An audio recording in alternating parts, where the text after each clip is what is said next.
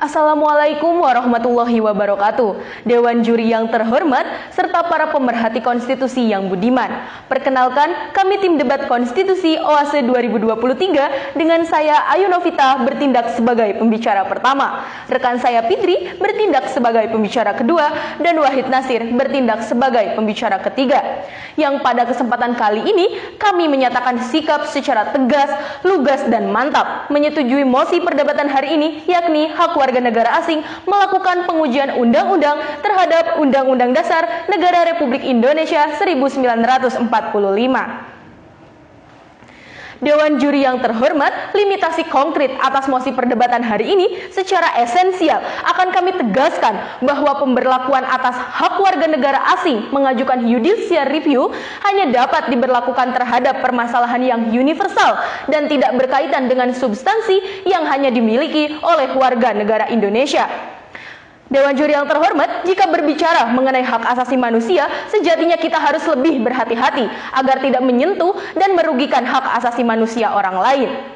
Hak asasi manusia merupakan seperangkat hak yang melekat pada hakikat dan keberadaannya manusia sebagai makhluk Tuhan yang Maha Esa yang wajib dihormati, dijunjung tinggi, dan dilindungi oleh negara, hukum, serta pemerintah demi kehormatan dan perlindungan harkat dan martabat manusia. Sehingga dengan sederhananya, maka hak dan kewajiban asasi manusia melekat secara kodrati terhadap seluruh umat manusia tanpa terkecuali dalam aspek perbedaan apapun. Selain itu, kita yakini dan kita amini bersama bahwa sejatinya tujuan judicial review adalah membentuk konsepsi negara hukum yang demokratis di Indonesia melalui pemberlakuan supremasi konstitusi ke arah yang lebih konkret dan tidak hanya terbatas pada realitas normatif konstitusional saja.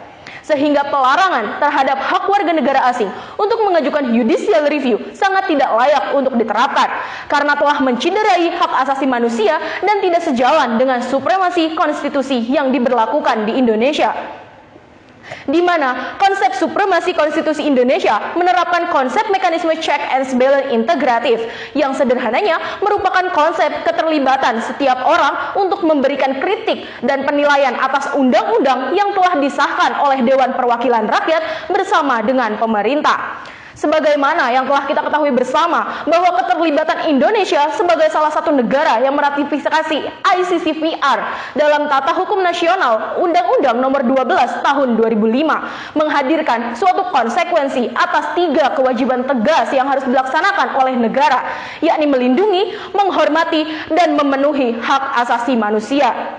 Kaidah usul fikih menyatakan, lahum malana wa alaihim ma alaina. Bagi mereka ada hak seperti hak-hak yang ada pada kita, dan terhadap mereka dibebani kewajiban seperti beban kewajiban terhadap kita. Sehingga adanya persamaan hak dan kewajiban di antara sesama warga negara Indonesia maupun warga negara asing yang berkedudukan sama di hadapan penguasa dan hukum. Ubius, ibi rebidiu, di mana ada hak, di sana ada kemungkinan menuntut, memperolehnya, atau memperbaiki bila mana hak tersebut dilanggar. Dewan Juri yang arif, adil dan bijaksana, serta para pemerhati hukum konstitusi. Saya pembicara kedua akan melanjutkan landasan argumentasi pembicara pertama dari tim pro mengenai hak WNA melakukan pengujian undang-undang terhadap UUD 1945. Kaidah usul fikih menegaskan tasarruful imam ala ra'iyati manutun bil maslahah. Kebijakan seorang pemimpin terhadap rakyatnya bergantung kepada kemaslahatan. Kaidah ini menegaskan bahwa seorang pemimpin harus berorientasi kepada kemaslahatan rakyat, bukan mengikuti keinginan hawa nafsunya, keluarganya, atau kelompoknya. Setiap kebijakan haruslah mendatangkan maslahat bagi seluruh warga negara, yang artinya tidak hanya untuk warga negara itu sendiri, akan tetapi juga untuk warga negara asing. John Locke menegaskan bahwa semua individu dikaruniai oleh alam hak yang melekat atas hidup, kebebasan, dan kepemilikan yang merupakan milik individu itu sendiri. Hak tersebut tidak dapat dicabut atau diambil oleh negara. Kontrak sosial perlindungan tersebut diserahkan kepada negara. Teori universal HAM juga menyatakan bahwa hak asasi manusia adalah universal karena hukum yang mengatur HAM tumbuh dari proses interaksi internasional. Dewan Juri yang terhormat, nilai-nilai dan konsep HAM yang tumbuh di berbagai belahan negara di dunia kemudian diterima, dikembangkan, dirumuskan, dan dijadikan pedoman universal oleh masyarakat di dunia untuk melindungi setiap orang dengan hak-hak dasar kemanusiaan yang melekat padanya. 3 landasan fundamental dalam landasan universalisme HAM, yakni prinsip kesetaraan atau equality before the law, larangan diskriminasi, dan kewajiban positif negara.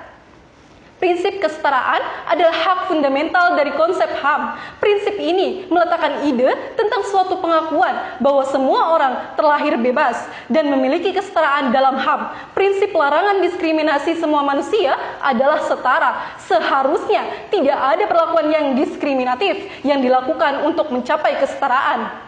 Kewajiban positif negara artinya bahwa negara tidak boleh secara sengaja mengabaikan hak-hak dan kebebasan-kebebasan. Sebaliknya, negara diasumsikan memiliki untuk melindungi secara aktif dan memastikan kebebasan. Dewan Juri yang terhormat, ketika manusia bernegara, maka hak-hak yang dimiliki secara otomatis diserahkan kepada penguasa.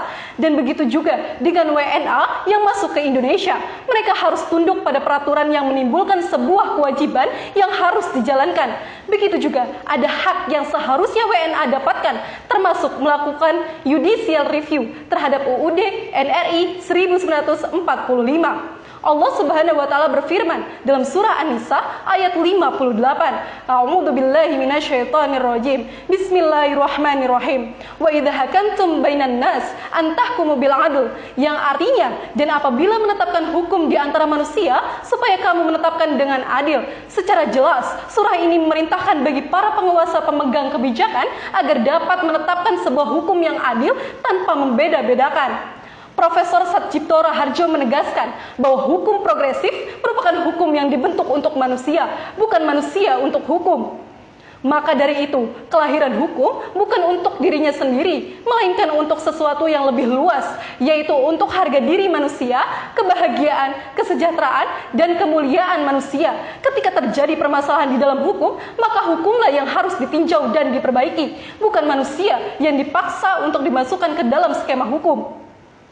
Sesuai dengan asas national treatment, menegaskan bahwa yurisdiksi negara bagi warga negara yang juga berlaku bagi WNA yang ada di negara tersebut dalam hukum kebiasaan negara, bahwa sebuah negara bersedia untuk WNA berada di dalam wilayahnya. Negara tuan rumah atau host country bertanggung jawab untuk memberlakukan WNA tersebut seperti warga negaranya sendiri. Dewan Juri yang terhormat, perlakuan yang sama kepada WNA tentu dikecualikan dari hal yang menyangkut hubungan warga negara yang eksklusif. Dengan demikian, secara kontrario, selama tidak menyangkut hak warga negara secara eksklusif, maka prinsip yang ada pada hukum kebiasaan internasional mengatakan bahwa di dalam sebuah negara, WNA harus diberlakukan sama dengan warga negara itu sendiri. Audi et terram partem, para pihak harus didengar. Dewan Juri yang terhormat dan para pemerhati hukum yang berbahagia, saya sebagai pembicara ketiga akan melanjutkan bangunan argumentasi kami dari pembicara pertama dan juga pembicara kedua. Direktur Jenderal Imigrasi Selim Karim menegaskan jumlah imigran dari data Sistem Informasi Manajemen Imigran menunjukkan selama tahun 2022 sebanyak 4.627.378 orang melintas pada tempat pemeriksaan imigrasi Bandara Igusti Ngurah Rai di Bali. Angka tersebut didominasi oleh kedatangan warga negara asing atau WNA yang mencapai lebih dari 2 juta orang atau 47% dari seluruh perlintasan. Sejak tahun 2023 tercatat 127.847 WNA yang masuk ke Indonesia.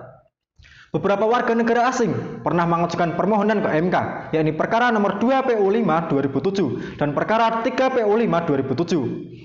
Warga negara asing tersebut mengajukan permohonan pengujian Undang-Undang Nomor 22 Tahun 1997 tentang narkotika karena merasa bahwa hak konstitusionalnya dirugikan oleh berlakunya undang-undang tersebut.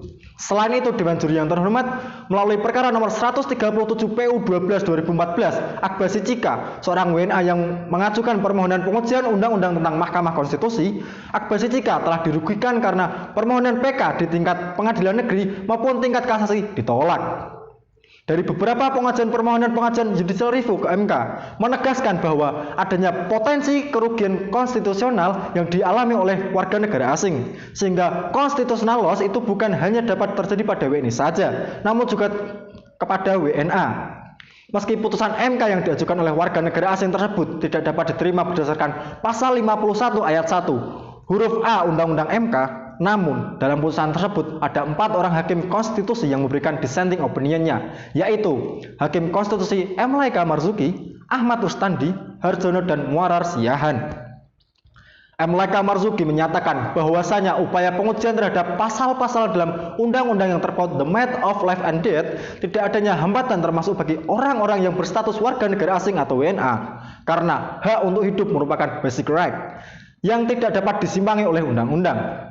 Ahmad Rustandi menegaskan bahwa pengajuan judicial review seharusnya tidak berdasarkan atas status warga negara, akan tetapi berdasarkan atas bertentangan dengan konstitusi atau tidak.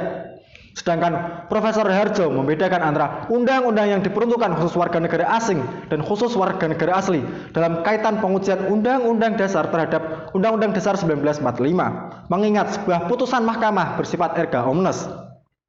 Profesor Muarar mendukung hak warga negara asing mengajukan judicial review dengan beberapa poin. Yang pertama yaitu diadopsinya HAM dalam UUD 1945 sebagai hukum tertinggi. Yang kedua, pemuatan HAM secara lengkap ada dalam bab 10A UUD 1945 yang bermaksud tidak melakukan pembedaan antara warga negara asing dengan warga negara asli, sehingga konstitusi Indonesia dalam konteks ini mencakup citizen right dan equal right yang berlaku universal. Yang ketiga yaitu WNA seharusnya menerapkan locus standing untuk memperoleh akses to justice melalui mekanisme peradilan dan mereka memperoleh perlindungan HAM yang dilanggar oleh peraturan perundang-undangan negara.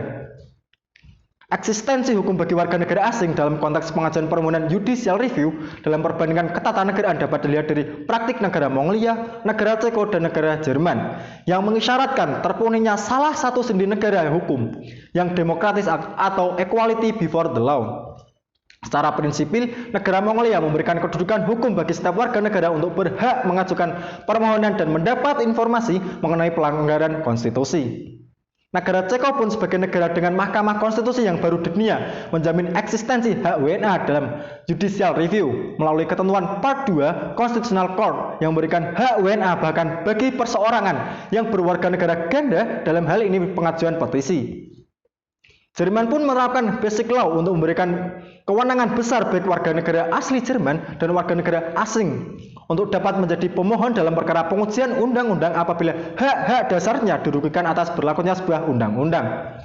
Dewan Juri yang terhormat, beberapa alasan Jerman memberikan hak warga negara asing dalam melakukan pengujian undang-undang yaitu yang pertama yaitu perwujudan nilai-nilai konstitusionalisme, yang kedua sistem check and balance, yang ketiga dasar perlindungan HAM, dan yang keempat yaitu pemerintah yang baik dan bersih untuk mewujudkan good governance.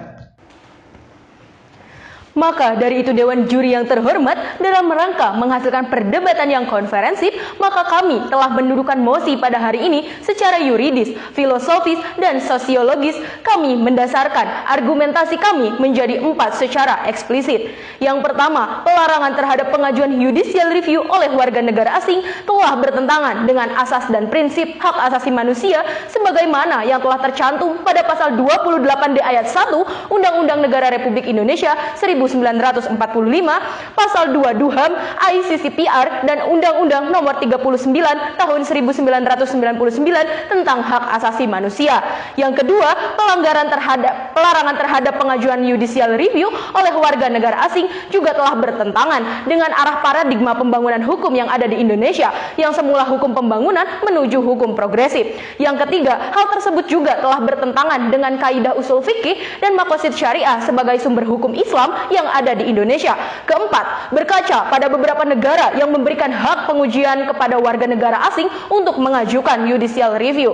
Oleh sebab itu, Dewan Juri yang terhormat, setiap orang berhak memperoleh perlakuan dan perlindungan yang sama di depan hukum. Setiap orang tanpa terkecuali, termasuk mereka yang berkewarganegaraan asing, berhak mendapat bantuan dan perlindungan yang adil serta hak pengajuan judicial review yang objektif dan tidak berpihak atau equality before the law. Maka dari itu Dewan Juri yang terhormat, kami sebagai tim pro sangat setuju bahwa hak warga negara asing melakukan pengujian undang-undang terhadap Undang-Undang Dasar 1945 harus diperjuangkan. Menegakkan keadilan tidak hanya kekuasaan, mendukung kemaslahatan demi kesejahteraan. Hak asasi manusia sudah seharusnya dijaga. Hukum di Indonesia sudah seharusnya merata dan dirasakan oleh setiap manusia. Wassalamualaikum warahmatullahi wabarakatuh. Salam konstitusi.